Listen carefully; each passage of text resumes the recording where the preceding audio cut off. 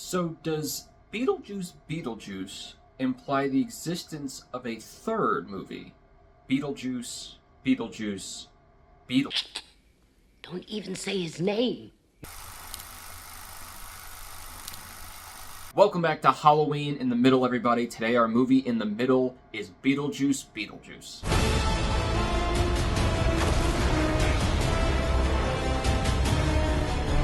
Beetlejuice Beetlejuice is the sequel to the wacky Tim Burton classic following the Dietz family as they navigate ghosts, demons, and death on Halloween night, reluctantly with the help of the titular bio-exorcist. It stars Michael Keaton, Winona Ryder, Catherine O'Hara, Jenna Ortega, Monica Bellucci, Justin Theroux, and Willem Dafoe. So yeah, we are doing Halloween in the Middle a lot earlier this year, but it's not my fault. Beetlejuice came out at the beginning of September. But I don't care. If Halloween's come early this year, let's just rejoice. So I am going to be coming out with a spoiler discussion, probably maybe the beginning of next week, with Blair, who was on the Oppenheimer spoiler discussion from last year, if you remember that one. But I still wanted to give some thoughts for people who haven't seen the movie yet, or just generally wanted some overall thoughts without a whole in-depth discussion. Now, the original Beetlejuice is one that I didn't actually love the first time I saw it, and it was only maybe like 2 or 3 Halloweens ago that I really got into it. Now it's one of my absolute Halloween favorites. It's a classic. I gotta watch it every single year.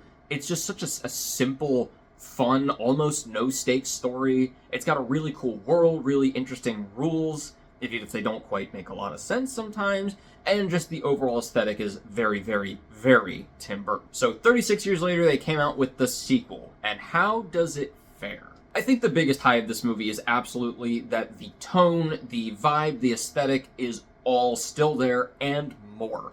Everything about the first one, just the feel of it is in this one. You get Halloween, you get fun, spooky vibes, you get the really wacky colors and set designs and color theory and cinematography, all of that. Plus, they still do, thank God, the stop motion. For all the creatures, they have practical effects, they have, actual makeup for everything. You can tell that they really just wanted to go right back to those roots. This is something that I talk about a little bit more in the spoiler discussion when that comes out. This almost leads me to wonder, do we like stop motion and these practical effects now because they look better?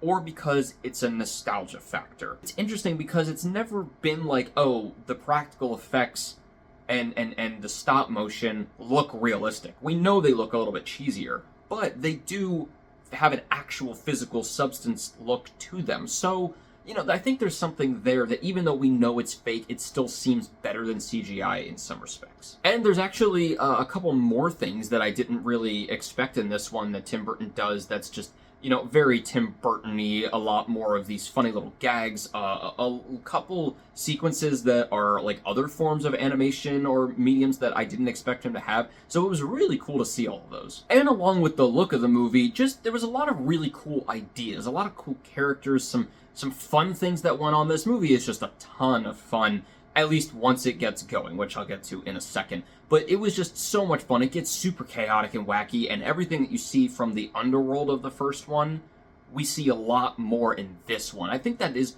one thing that might be, maybe not better, but like just a cool different experience from the first one is that while in the first one we see the underworld side of everything, the purgatory side, a little bit, but it's mostly in the house.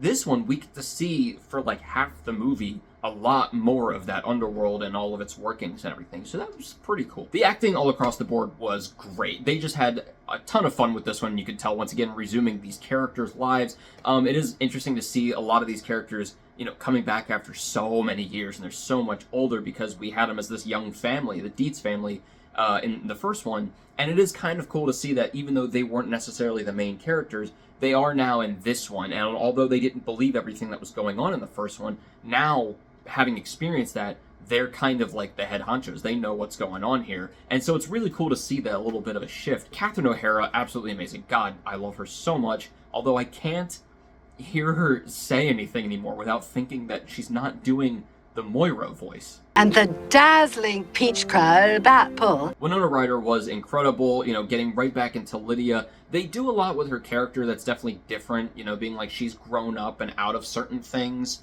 But she also is still dressing like she usually did. So there was a little bit of something there that I was like, it feels a little discordant for me. But I think, obviously overall, Winona Ryder did an amazing job. And then, of course, Jenna Ortega, you're not going to not put her in this movie. This movie was kind of made for her to be in it because it's Jenna Ortega. And she, of course, was great as well. And then, obviously, the man of the hour, Michael Keaton, just falling right back into it. He is obviously the best part of this movie in terms of character-wise, just because he's the one who gets to be the wackiest and the most fun, and he is the title character. Like, this has to be such a fun character to play, because you can kind of just do whatever and act as crazy as you want, and it's really cool to see, like, old Michael Keaton back again, just this insane, wacky guy. And lastly, I think they did a really good job with blending in the nostalgic stuff while also not making it overboard. A lot of these sequels can just be like, oh, there's that thing, and there's that thing. Like, even though I really, really liked Ghostbusters Afterlife, it did that a lot. But this one, I think, did a really good job because they were able to blend it in with the story a lot more. It just kind of fit. Like, of course it's going to be there. There's all these rules and things that you have to do. So, yeah, we're like, oh, it's that thing, but it doesn't feel like they're doing it just to do it. With all this being said, I do have a pretty major low, which is the pacing and the story. It really feels like they didn't know what they wanted to do with this movie. They had a couple cool ideas, none of which actually blend into each other or get to one major point. It's kind of like Fantastic Beasts 2, where there was all these different things happening to get them to a single place, but none of them really had anything to do with each other. It was kind of that same thing here. And I really liked all the different ideas they had. It's just none of them really did much to each other. And honestly, a couple of them don't really do anything at all. It gets to the end and it's like the writers kind of forgot to do something with them, so they just kind of finish it out real quick. And the pacing of it, too, was really weird because the first 40 minutes, this movie is only an hour and 45 minutes, but the first 40 minutes are a lot slower, they're a lot more character-driven, and they get into a lot of character depth and development, which in any other movie, I'd be like, great! In this one, I just want Beetlejuice. I just want wacky stuff. And obviously you can have character moments. I mean, of course, we want to see them interact, and there's a lot of great ones there. But it just goes on for a little bit too long. And in addition to that, a lot of scenes themselves also go on just a little bit too long, where it felt like the movie itself was stalling till it figured out where it wanted to go. And also, some of the rules just don't really makes sense, but then again, neither did they in the first one, at least to me. There was just like a lot of consistent inconsistencies in both movies with the rules. If you don't think about it too much, it's fine. Still makes for some really great sequences. So overall, Beetlejuice Beetlejuice I think was a really, really great return to form in terms of just diving back into this world, the aesthetic, Tim Burton's wacky just mind, and all of the acting, all the characters, they really make it like you're just going right back into this world, into the story. I wish that the story was put together a little bit better, and they kind of had a better idea of what they wanted to do with it. But again, a lot of the stuff in it is really, really fun, and there were a lot of cool twists and shocks. It was a really, really fun time. It definitely, for me, has this first 40 minutes is very slow, and then the next hour is very wacky, and they could have blended it better, I think. But I would still love to go back and watch this one again, maybe every other Halloween. I'm going to give Beetlejuice Beetlejuice a 3 out of 4. And I'm also going to give the original Beetlejuice a 3.5 out of 4.